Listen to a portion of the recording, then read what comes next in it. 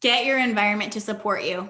Set it up to support you. Put in that focus and that work now so that you never have to worry about it again. And you are literally living in a dream space that is literally set up to support you in the way your brain works.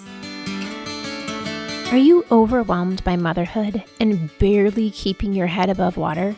Are you confused and frustrated by how all the other moms make it look so easy? You can't figure out how to manage the chaos in your mind, your home, or your family. I get you, mama. Parenting with ADHD is hard. Here is your permission slip to let go of the Pinterest-worthy visions of organization and structure fit for everyone else.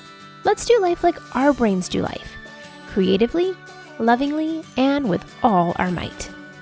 When we embrace who we are and how our brains work, we can figure out how to live our lives successfully and, in turn, lead our families well. At the end of the day, we just want to be good moms. But, spoiler alert, you are already a great mom. ADHD does not mean you're doomed to be a hot mess, mama. You can rewrite your story from shame spiral to success story. And I'll be right here beside you to cheer you on. Welcome to Motherhood in ADHD. Hey there, successful mama. It's your friend Patricia Sung. I hope you had a chance to listen to the first part of our conversation with Allie Casazza of the Purpose Show podcast, when we talked about decluttering our homes, how to get started, and stay motivated. Today, Allie is answering your questions that you submitted in our Facebook community. Now, if you haven't joined our Facebook community yet, now's a good time. So let's get back into our conversation with Allie.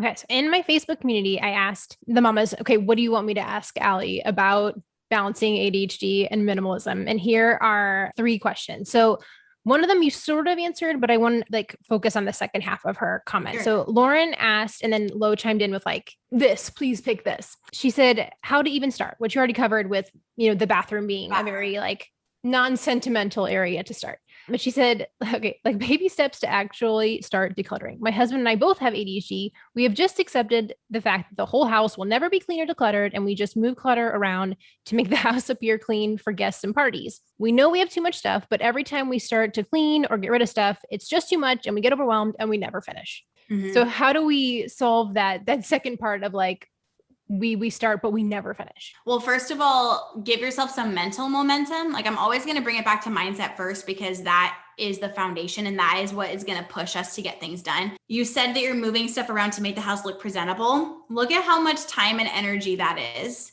And if you do this, if you actually do this, which this can be done, it has been done by so many people with such crazy lives. You can totally do this, and I'm here to support you. All that stuff you move around, what if it just was gone? And it just was, or it was where it needs to be so that it's not in your way. The freedom in that, let that push you forward to be able to let me just share this reality. I love having people over. I love using my space to welcome other people in. I love hosting. It's my favorite thing. I love when it's a kid's birthday party because I get to have friends over. But when I'm going to have someone over, I am putting so much energy into the food and the decorations and little things I think I'm going to get some new throw pillows and freshen up this room. And I'm thinking about things like that. I'm not worrying about moving shit around that's not even helping me, Think about all the beautiful, wild energy that you and your husband have because you have ADHD, and how that could be channeled into impacting lives by hosting and welcoming people into your space and really going all in on that and making people feel seen, making people feel heard and welcomed and safe. It's so beautiful. Our homes are taking so much of our budget, so much of our time and energy. Let's make sure that they are helping us do what we're here to do in the world and not making it harder. So just channel that motivation into this. The second thing I would say is, yes, again, start in the bathroom. And then beyond that expression, the best way to eat an elephant is one bite at a time. Super gross, but super true. If this is a huge thing, what's the first bite, Lauren? open up that junk drawer and just make some decisions. And you just stand there with your 2 feet on the floor and you're not moving until you do that one junk drawer, because it's only going to take 5 to 10 minutes, just that one junk drawer. Make some decisions, or go and look at, I would be curious to know, if I was there with you in person, I would say, show me what it is you're moving around when those people come over. I want to see the stuff. And you would show me probably several rooms, several piles. And we would start with one. And I would stand there with you and just be like, okay, 20-minute timer, make some decisions. And you could say, well, I never really wear this sweater, but I always move it around. Well, they never really play with this, but I'm always moving it around. Well, and we could just start making some decisions, and that's it for the day, 20 minutes. You don't need to spend hours. You don't need to keep going. You don't need to push through. This is something you can weave in tiny bites in the middle of the rest of your life. It's even the process should be supporting you. It shouldn't be draining you or feeling awful. That's why I like to make it fun or break it down into super small chunks. I think with ADHD, a lot of times we have trouble closing the loop. So we start cleaning out the junk drawer and then we see something in the junk drawer. They're like, oh, this really doesn't belong here. And we go and take it to the place and then we get off track there.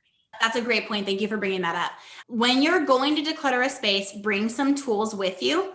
The first is, I like to just use an empty laundry hamper. If your laundry's out of control and there is no empty ones, dump some laundry out, bring it downstairs or wherever you are. Because I know that comes up. And then it's another thing where you're like, well, I don't have an empty hamper. And you just want to eliminate all the little excuses that would keep you from just doing this. An empty laundry hamper is kind of my favorite dedicated space for when I'm decluttering an area. I know I'm going to find something that doesn't belong here, like somebody shoved it and it shouldn't be here. So the laundry hamper is the dedicated place for things that belong somewhere else. I am not leaving. I remember I said, don't leave until it's done. I'm literally not leaving. So the laundry hamper is where things go that belong somewhere else. I'm not going to that room. I'm not leaving. I'm not getting anyone a snack. It's mom is doing this for 20 minutes. Everyone can wait for 20 minutes unless they're hemorrhaging blood or something. Are you dying? No, you're fine. Yeah, then that's 20 minutes, okay? So having a place for things like that, and then having a place, a trash bag, a box, whatever, for trash and donations. And then you just use a counter or a pile on the floor for things that you are going to go ahead and keep that are going to go back in that place, or, the hamper if they're going to stay, but they need to go somewhere else. So just supporting the 20 minutes or the hour or whatever you can give it, supporting yourself in that itself is huge, because it's going to keep you from, you have no excuse now. Lauren and everybody, you guys have no excuse now to, well, I'm going to go take this back to my room. And you know what? I'm just going to do my nightstand. Now, actually, I haven't read this book and I'm just going to see if I really want to read it. And now I'm reading a book instead of decluttering the junk drawer. Your feet stay planted. I'm sure that a lot of your listeners are familiar with mindfulness. I know that can really help everyone that's a human, but also with ADD, ADHD, being grounded and your feet in the floor and focusing on your breath, you can bring that in to decluttering. Or if you're sitting, feel your butt sitting in the chair or sitting on the floor and your feet on the floor, or feel your feet standing on the ground and know this is kind of a holy moment here. I'm making decisions. I'm using my brain to support me instead of pulling me from what I need to do. And I've supported myself with the laundry hamper and the boxes for trash and donations. And I'm doing this and I have my timer for 20 minutes. Everyone's leaving me the F alone for 20 minutes. I'm going to get this done. And just feel that groundedness and know in this space, when my feet do move and I do leave this place, it's going to be because I'm finished and I'm putting these items away where they go and taking the trash out. And that is going to feel so freaking good. Focus on that end result and be grounded and mindful in that moment when you're doing the thing. I like that you say it is okay to set the timer and say, I'm just doing this for 20 minutes, because a lot of times we'll look at the junk drawer and be like, oh my goodness, this is so much stuff. It's going to take me 100 years to do. And we won't start because it feels too big. Mm-hmm. But if we say, I'm just going to sort this drawer for 20 minutes, then even if you only do a third of the drawer, you still made progress. All right. So Jennifer asked, I'd love to know more about homeschooling and ADHD and minimalism. I'm really struggling keeping up with my kids' work, checking things, giving rewards, etc. It's no fun. So it slips to the bottom of my list quick and the kids catch on and don't give their best. How do you balance that? Yeah, this is such a good question. There's a lot of things I could give as suggestions. I'm going to try to just give you one and you guys can let your wheel spin and take it however you want to take it. So this is the same for me. I've said this before and it'll sound rough, but I just want to be real. I actually really hate homeschooling. It's the worst. It's so much paperwork and so much mess. There's just a lot of stuff. I feel like the world has a perception that homeschooling is really cheap, and it's like the most expensive thing I've ever done. Like, it is just a lot. And then like now I'm the principal and the teacher and the dean, and it just really sucks. I homeschool because of the lifestyle it allows my family. But the actual doings of the things is not my favorite. And it's not my husband's favorite either. Also, my husband has ADD. Probably should have mentioned that. And so he really struggles with the papers and all the things. And he's terrible at it. And we just make it work and we tag team it. So for us, I'm more the one that's doing like the papers and the keeping track. It's Sunday nights. I just have this one chunk of time on Sunday nights. I kind of like will go through the mail and like pay bills, process things, look over the coming week. I mess up my calendar a lot because I'm like, blah. So I'll like double book myself and do things like that all the time. And Brian does too. And so I'll kind of just make sure the calendar looks good. And then I'm sitting already and sorting through papers and stuff. So then I bring the schoolwork into that time. And Brian sits with me for that. And we just like, we go through it. We have spaces for each kid's papers, but it's literally like a pile of whoever doesn't end up getting organized. So it's fine. And we just go through it once a week. We like make a night of it, like make some tea, pour some wine, whatever, and just go through it. I would say it probably takes, like, if we don't do school every single day, it's really not long. It's like maybe 20, 30 minutes. But when we've like done school every day and there's quite a bit of work to process, it's maybe 45 minutes to an hour. It's never really more than an hour.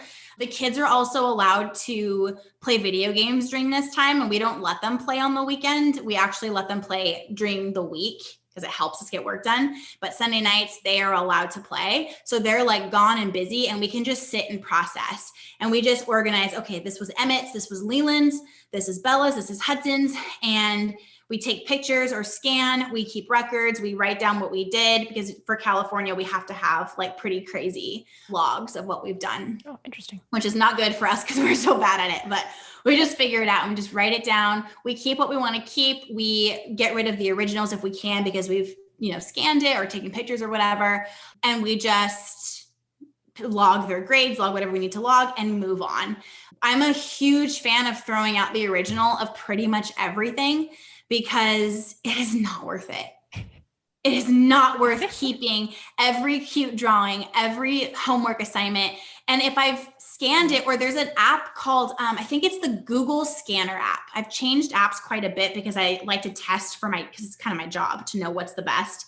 And Google Scanner app is really, really good. It scans on your phone, like it's like a camera, and it scans the picture or the paper in a way that's like, you have it now. It's not like a picture of a paper. It's like scans it, and it's on your phone, and it's so easy. So we use that a lot. And then we just upload it we have like a whole separate Google Drive for our homeschool. So don't mix this with your other Gmail account, because especially if you're like me and you have an online business, it's a mess in there. It's separate. Like, we made a Gmail for the homeschool. Our homeschool name is the Arrow Academy. So we have like the Arrow Academy at Gmail or whatever. And then that Google Drive holds all the files. I personally I can't even handle organizing it by like which kid. I just do year. This was 2020 to 2021 school year, and everything is there. And if they come and do like an audit or whatever, I will let them deal with sifting through that. I'm not doing that. The only thing that I will say is if something is like really sweet or really special, or felt like my daughter wrote a paper on feminism that was so amazing, I never want to forget it. It changed my life. I was so proud. I especially went in and labeled that file and moved it to its own folder so that I know I can easily find that one, because I know I'm going to want that in the future. So things like that. Does that make sense? Yeah. Like, you don't have to have it all perfect and laid out and organized and filed, because you're probably not type A if you're listening to this, and I'm not either. But just knowing that I have that, I might need to sift a little bit, but I know that I have it is so helpful. And you're setting aside time. It's almost like a working date night, and we just sift through things and process papers, and it's once a week, and it's like our duty as homeschoolers. And then it's done, and we can move on and go back to doing science projects and reading to the kids during the week. Mama, are you looking for some extra support?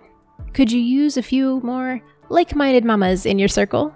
Here is your official invitation to join our Facebook group, the Motherhood and ADHD Community. Here you can ask questions, share advice, but most importantly, know that you're not alone.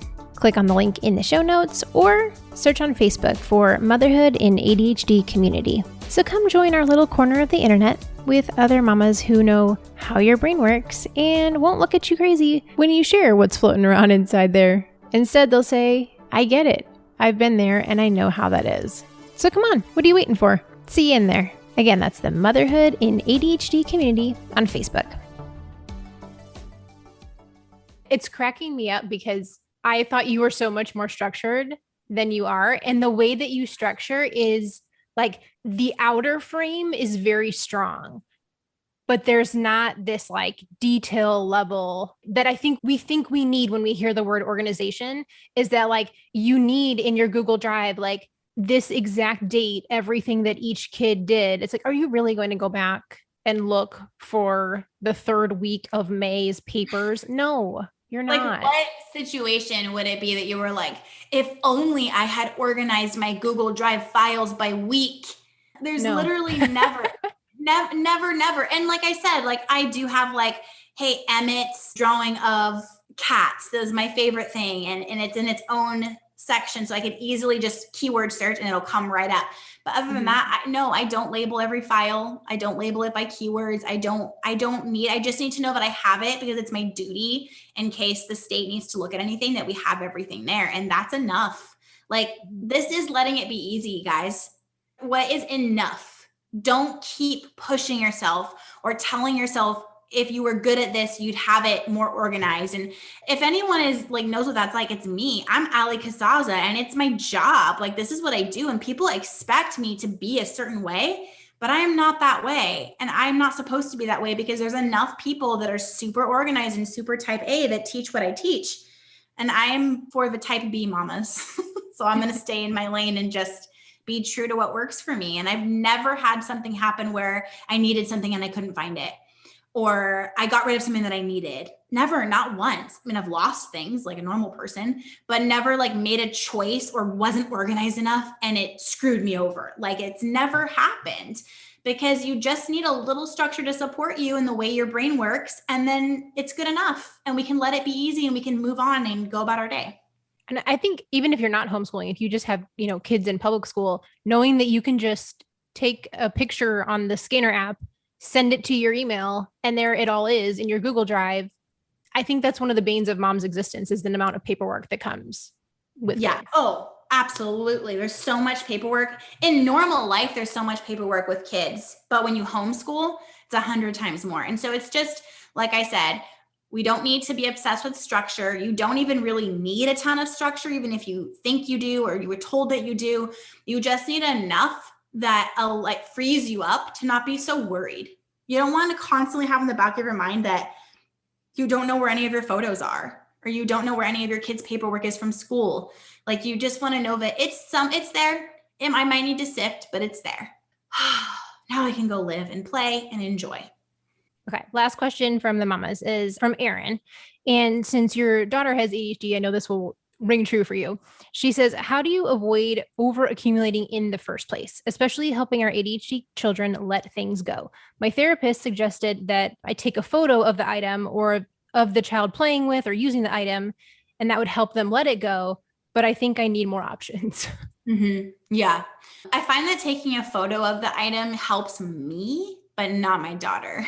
It's like, I need the thing, because the thing is really important to me and I have memories and it's a whole thing. So there's so much about this. Like, I have so much to say about this with kids, especially ADHD kids. There's a whole, I have like online programs that I create and that's how I help people. But there's a whole other one just for kids, because this is so layered. So I just want you to know it's okay that this is a struggle. It doesn't mean you don't understand your child. It doesn't mean that you're bad at this, or it's like a huge problem, or they have a huge problem and they need therapy for that. It's just, everyone is different and everyone has a different process, and it is so layered. So I will just say here, what can help is actually the opposite of what maybe you think I'm going to say, and just releasing the need. Like, we label it as bad that our kids have things and they have a hard time letting go of things. And we choose to label that as something that needs to be changed. And people do this with everything. We do this with our bodies. Like, why is it necessarily bad that you have big arms? Like, it's bad because of society and programming. Like, you don't need to label it like that. And so with our kids, like, is it actually like harmful? Can you not even walk in their room because there's no walkway because there's so much crap everywhere? Are they like sobbing and crying and have this attachment disorder? Like, is it really, really bad? If not, like, maybe we need to like tighten our grip and let up. So having said that, maybe just shift the label a little bit and release the pressure from yourself and from them. The second thing is, I personally, I'm going to say this gently and in love, and I see you and I have experienced this myself, but I've worked with a lot of people one-on-one and a lot of people at a distance and a lot of people in person to person, like in in-person work. And every single time that the mom is really concerned and involved in the kid's inability to get rid of something, it's mirrored in her. And she is having a hard time getting rid of things. And so kind of projects that onto the child and really just shines a blaring floodlight on, my child is not letting go of things. They want to keep everything. So just maybe check in with yourself. This won't be true for everyone. I've just never seen it not be a little true. Check in with yourself. Are you leading by example? Like, could you leave their stuff for another time? And how's your stuff going? Like, how's your closet? How's your stuff? I just find that everything is projection. Our kids mirror ourselves. And what bothers us about our kids is what bothers us about ourselves. And often, especially in the case of my daughter, Bella, they won't change because it doesn't feel safe to change because you're not living that way. So it feels like, why is my stuff having to go? Like, our house isn't like this. Like, what have I done wrong? And it kind of sends them into this unconscious panic spiral, if that makes sense. Like, yeah, I'm getting kind of attacked. I'm getting punished for no reason. Mom doesn't seem mad, but she's definitely hyper-focusing on my stuff. And I don't see, like, she has a ton of clothes. She has a ton of stuff. I don't really understand why this is happening. And then what's the reaction? It's like a tightening and a resistance. So of course they're going to freak out. So I always like to just say, leave the kids' stuff dead last and just lead by example. Even have them come in and help them and compliment them, even if it's not totally true, on how helpful they are with stuff like this and how good they are at making decisions. And even like be honest with your kids, like, oh, like my brain works like this and your brain works like this. Like, maybe we can come together and you could help me, and start to bring that into the family culture. Lead by example. And then the final suggestion I'll leave you with is, what if you understood what personality type your child is, understood what motivates them, which I walk you through in Uncluttered Kids. There's a quiz you can take that's like, literally, this is the exact percentages of each motivation type of what your child is, so that you have strategies to communicate with them. One example, if your kid is competitive, you can use, like, I bet you can't find 20 things that would be better off. You know, we can help someone else that doesn't have parents, doesn't have money, doesn't have toys, and go give these things to them. I bet you can't find 20 things. I'm going to go find 20 things, and I bet I can find them faster than you. Or, you know what I mean? Something like that. If you have an empathetic and emotional and attached child, there's strategies you can do for that. And like, really like helping them feel seen and understood, and not making it competition, because then you're kind of torturing them, but understanding your child's way of thinking and what motivates them and their personality type can help you understand how to communicate and how to walk them through that. That was beautiful. I'm thinking, I have one kid who could care less and is like, get rid of it. And then my other kid is like, don't take all my stuff. Everything's important. So yeah. The course I was talking about, I created that with a child play therapist. And when we were putting that together, she actually is the one that put the quiz together based on like all of her wisdom. And I took it just for fun. And each of my kids was different, was like one of the other types. And so I was like, of course, because if they were all the same, that would be too easy. But I did start to use, even like not for decluttering, but like for communication and like parenting them. It blew my mind. Like, it makes such a difference. I really just want everyone listening to know, like, you just need to get yourself to a place where you are supported and you are empowered. Knowing what type your kid is empowering and supports you in communicating with them for everything, not just getting rid of stuff. Knowing how your brain works is empowering, because then you can go and support yourself. But if something like minimalism or whatever is not a tool for you that's supporting you, then it is handcuffs and it's hurting you and it's bringing you down and it's making life even harder, and it just doesn't need to be that way. So be positive and seek to support yourself and empower yourself. And if it doesn't fall under those categories, it is not for you. So let's jump into our lightning round question. So all you have to do is just fill in the blank. You don't have to explain anything. Cool. Number one, the best thing I read or listened to recently is? A podcast with Bruce Lipton. He was a guest on the podcast. It's about epigenetics. Okay, number two, my most boring about me fact is? I really like just plain vanilla ice cream. Really? Oh. Yeah, I mean, it's like vegan ice cream, so maybe I don't know what good ice cream tastes like because I can't have it, but I just like the plain vanilla. It's like simple and good.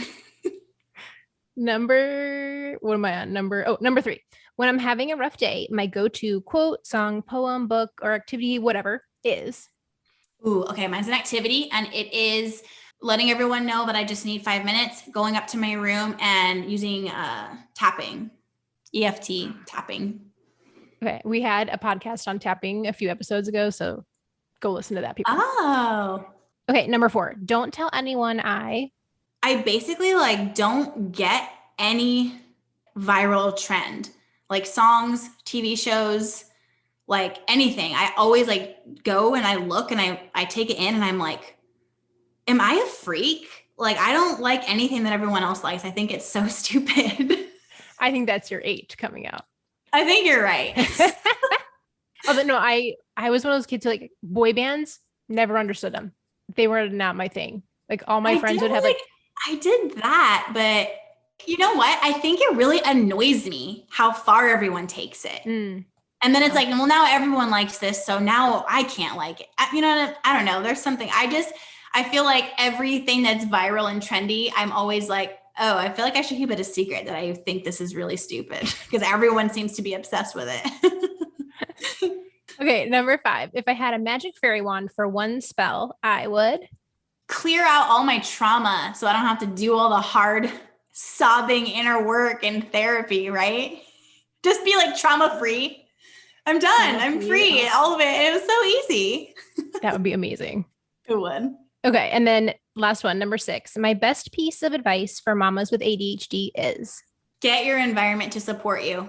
Set it up to support you. Put in that focus and that work now so that you never have to worry about it again. And you are literally living in a dream space that is literally set up to support you in the way your brain works.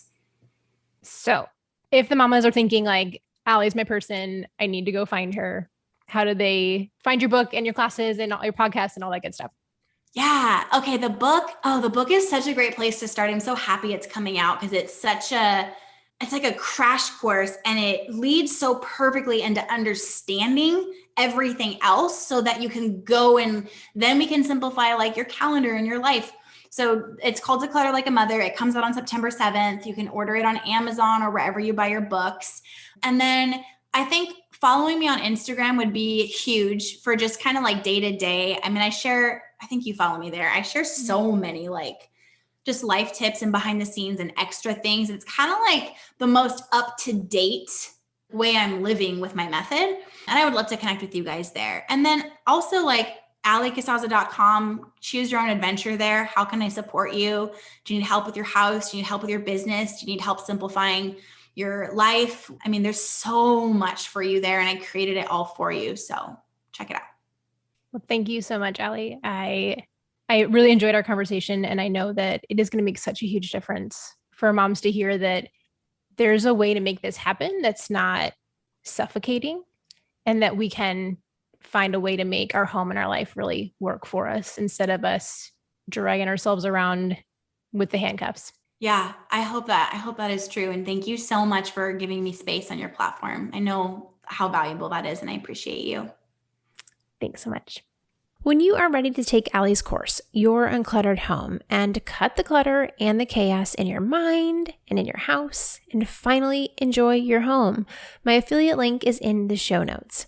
Now, by using my affiliate link, you are supporting the podcast financially, which allows me to continue to bring you this lovely podcast for free. So thank you for using my affiliate link and supporting this podcast.